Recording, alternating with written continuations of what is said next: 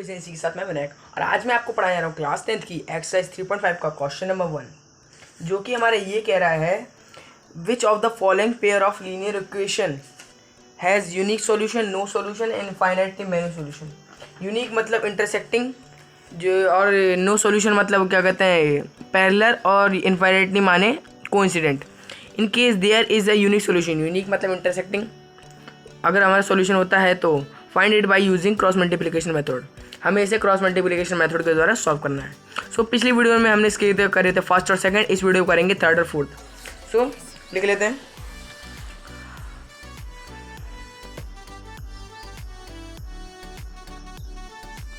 Third part है हमारा 3x minus 5y equals to 20, और दूसरी लीनियर इक्वेशन है हमारी 6x minus 10y equals to 40। सो हम क्या करेंगे, ये हमारा हमेशा इक्वल टू में लीनियर इक्वेशन हमेशा इक्वल्स टू 0 होनी चाहिए। सो इन दोनों को शिफ्ट कर लेंगे। सो शिफ्ट करेंगे तो हमारा जाएगा 3x minus 5y equals to minus का 20, ये हमारी फर्स्ट इक्वल्स टू 0, ये हमारी रुकिए इक्वल्स टू 0, ये हमारी फर्स्ट इक्वेशन है। और 6x माइनस 10y माइनस का 40 इक्वल्स टू 0, ये हमारी सेकंड लीनियर इक्वेशन है। सो ये हमारी इक्वेशंस होंगी। सो आगे करते चलते हैं। तो a1/a2 हमारे हो गए 3 और x, 3 और 6। सो ये कट के हो जाएंगे 1/2। अब b1/b2 की बारी, 5 माइनस का 5 एंड अपॉन में माइनस का 10, माइनस से माइनस कटे 10 1/2। अब c1/c2 की बारी, सो माइनस का 20 एंड द माइनस का 40। सो माइनस से माइनस का data in the 1/2 again. So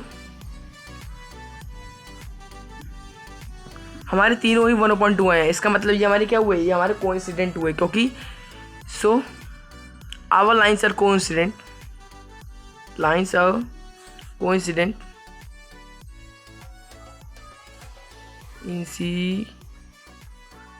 coincident by which it have infinitely many solutions। और उस क्वेश्चन ने कहा था कि यूनिक सॉल्यूशन होना चाहिए, बाकी अगर नो सॉल्यूशन और इनफाइनाइटली मैनी सॉल्यूशन होंगे तो आपको क्रॉस मल्टीप्लिकेशन मेथड करने की कोई ज़रूरत नहीं है, और ये हमारा इनफाइनाइटली सॉल्यूशन हुआ है। सो हमें यह करने की ज़रूरत नहीं है। सो हम चलते हैं अपने फोर्थ पार्ट पर। फोर्थ पार्ट हमारा कह रहा है x माइनस 3y माइनस का 7 इक्वल्स टू 0, ये हमारा फोर्थ पार्ट है। अब उसका दूसरी लीनियर इक्वेशन है 3x माइनस 3y माइनस का 15 इक्वल्स टू 0, ये हमारी सेकंड है, ये हमारी फर्स्ट है इक्वेशंस। सो a1/a2 और b1/b2 की फॉर्म में कर लेते हैं। सो यहाँ पे कुछ नहीं तो 1 मान लेंगे, 1/3 कॉमा b1/b2।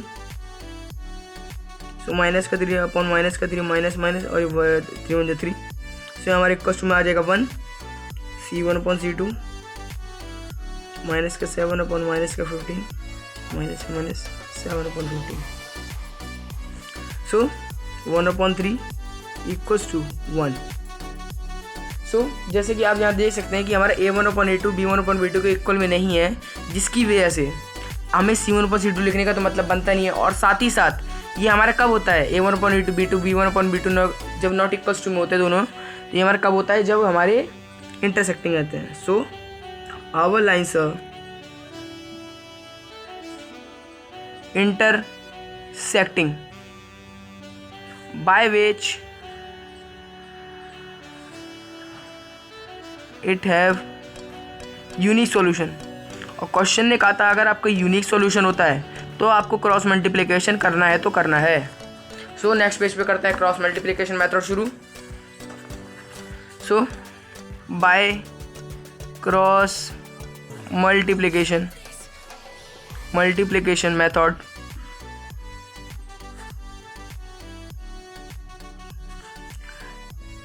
x अपॉन, अब यहाँ पे मैं आप बुक से समझ आया था क्योंकि बार बार पेज टर्न करने की जरूरत पड़नी पड़ेगी। सो हमारा x के अपॉन में क्या होता है, हमारे x के अपॉन में होता है b1 मल्टीप्लाई c2 माइनस का b2 मल्टीप्लाई c1, और y के इक्वल्स टू में y के अपॉन में होता है c1 मल्टीप्लाई में a2 माइनस का a2 मल्टीप्लाई में c1, और हाँ, इसी की तरह हमारा आगे 1 के अपॉन में होता है A1 मल्टीप्लाई में B2 माइनस का A2 मल्टीप्लाई में V1। सो आगे करते चलते हैं। सो यहाँ पे हमारे x के अपॉन में आ जाएगा फिर B1 मल्टीप्लाई C2। B1 यहाँ पे क्या हमारा 3, नहीं B1 है माइनस का 3 और C2 है हमारे माइनस का 15। सो 3 15 जो हमारा होता है 45 और माइनस से माइनस कट जाएगा। सो हमारा हो जाएगा 45 माइनस यहाँ है हमारा B2 मल्टीप्लाई C1। सो B2 हमारे क्या है, B2 है माइनस का 3 और माइनस का 7। यहाँ पे हमारा माइनस कट जाएगा, हो जाएगा 3 7 जा 21 इक्वल्स टू y के अपॉन में C1 मल्टीप्लाई में A2। C1 क्या है हमारा माइनस का 3, A2 3। तो रुकिए C2, अरे यार यहाँ तो गलती हुई है, C2 है, याद रखिएगा। आप लोग समझ नहीं पा रहे होंगे, कन्फ्यूजन हो रहा होगा। C2 है ये, C2 है हमारा माइनस का 3 और A1 क्या है हमारा, A1 है हमारा 1। सो यहाँ पे बच जाएगा हमारा 6, नहीं हमारा बचेगा माइनस का 3।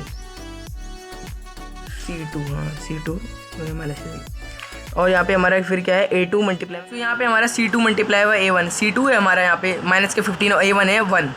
सो C2 मल्टीप्लाई माइनस हो जाएगा हमारा माइनस का 15, फिर माइनस का साइन। फिर यहाँ पे हमारा मल्टीप्लाई में A2 मल्टीप्लाई में C1 और यहाँ पे A2 है हमारा 3 और मल्टीप्लाई में माइनस का 7। सो हो जाएगा हमारा माइनस का 21। सो इक्वल्स टू में 1 के अपॉन में हमारे A1 मल्टीप्लाई में B2। A1 है हमारा 1 और B2 है हमारा माइनस का 3। सो यहाँ पे हो जाएगा हमारा माइनस का 3, फिर माइनस का साइन, फिर ब्रैकेट में, फिर यहाँ पे हमारा मल्टीप्लाई में A2 मल्टीप्लाई में B1। A2 हमारा क्या है, A2 है हमारा 3 और B1 3। सो यहाँ पे हो गया हमारा माइनस का ब्रैकेट में 9। सो अब इन्हें बस सॉल्व कर लेते हैं। सॉल्व करने पे हमारे यहाँ पे हो जाएगा, ये हो जाएगा 24 माइनस हो जाएगा 45 माइनस 21 इक्वल्स में y के अपॉन में ये हमारा हो जाएगा माइनस का 6, क्योंकि माइनस माइनस प्लस, फिर माइनस प्लस माइनस हो जाएगा, फिर 1 के अपॉन में हमारा हो जाएगा 6। सो ये हमारा यहाँ पे 6 आ गया। अब हम क्या करें, मैं क्या करूँगा, 1/6 को दोनों के लिए सेपरेट कर दूँगा। सेपरेट कैसे, x/24 equals to 1/6 and comma y/-6 equals to 1/6। So मैं क्या करूँगा, 24 को उधर शिफ्ट करूँगा और -6 को उधर शिफ्ट करूँगा। सो 24/6 कॉमा y इक्वल्स टू ये वहाँ जाके -6/6। सो 6 में 6 हो जाएगा, यहाँ माइनस का 1 आएगा और ये कट जाएगा 4 टाइम्स में, 6 4 24। सो 4 टाइम्स हमारा कट गया और ये हो गया y इक्वल्स टू माइनस का 1। सो यहाँ पे हमारे क्रॉस मल्टीप्लिकेशन मेथड से यहाँ पे हमारा x और y दोनों आ चुके हैं। सो अगर आपको ये वीडियो अच्छी लगी तो लाइक शेयर सब्सक्राइब कर देंगे। हम मिलेंगे नेक्स्ट वीडियो में। Thanks so much.